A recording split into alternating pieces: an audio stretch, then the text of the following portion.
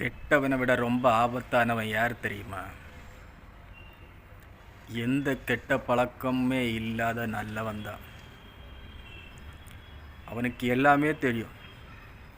எது செஞ்சால் எது நடக்கும், எங்கே தட்டுனா லைட் எரியும், எங்கே அடித்தா எங்கே வலிக்குங்கிறது எல்லாமே கெட்டவனை விட நல்லவனுக்கு நல்லா தெரியும். அதனால தான் கெட்டவனை விட நல்லவன் ரொம்ப ஆபத்தானவன். கெட்டவன் போகிற போக்கில் ஏதாவது செஞ்சுட்டு போவான்.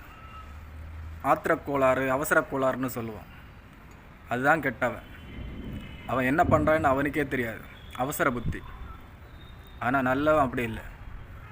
செய்யணும்னு ஒன்று நினச்சா அதை நல்ல ஆழமாக யோசித்து எப்படி செஞ்சால் எந்த ஒரு ப்ராப்ளத்துலேயும் மாட்டாமல் தப்பிப்போம் அப்படிங்கிறத நல்லா யோசித்து ஸ்கெட்சுன்னு சொல்லுவாங்க தெரியுமா, ஸ்கெட்சு போட்டு செய்வான்.